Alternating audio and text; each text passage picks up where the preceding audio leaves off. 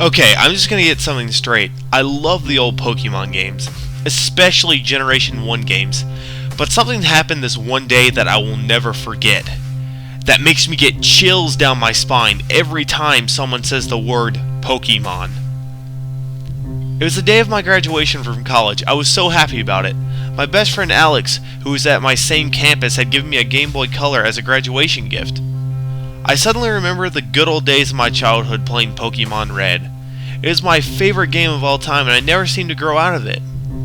Though I'd given it to my younger brother when I moved out so he could experience the joy for himself.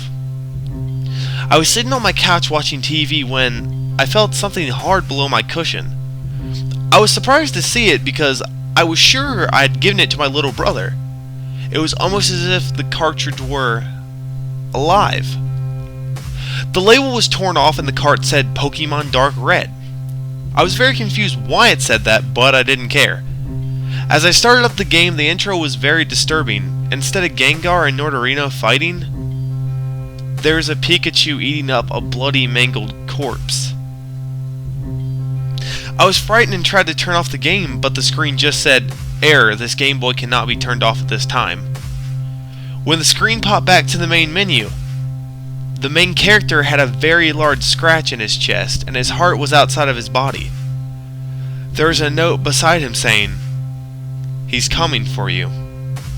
Once again I tried to turn off the Game Boy, but it said in all caps, "No escape." I tried pressing random buttons, but nothing worked.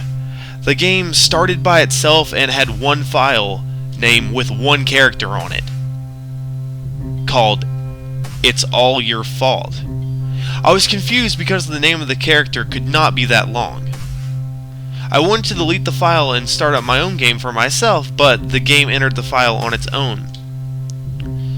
What I saw when the game file started up scared me for the rest of my life.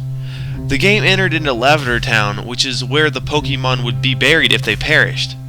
The sky was all red and blood was everywhere.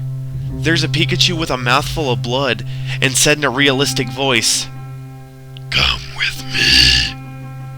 I tried to escape from Pikachu when the game started controlling my character. My character kept coming closer to Pikachu when I suddenly heard a very loud scream from my Game Boy Color and the screen cut to black. When the game screen turned back, Pikachu was running around with a very happy smile on his face while eating corpses. Then Pikachu said, "My cravings are not yet fed." Then Pikachu held up a picture of me and my friend. I didn't know why Pikachu knew what I looked like and how the Game Boy could handle that detail. For some reason Derek was very mangled and had his head twisted, and my picture was normal. Pikachu then said, "My cravings are not yet filled. Look at what I did to your best friend. Make that mistake again, and your fate will be the same as your friends." I yanked the cartridge out of the game. I've had enough. But the Game Boy Color, I had ended up smashing it with a hammer. I was frightened and wondered what I had done wrong and why Game Freak would put such a gory thing in a Pokemon game.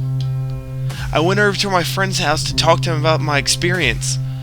I opened the door and all I saw was Alex lying down dead with a note on his shirt saying, "You're next."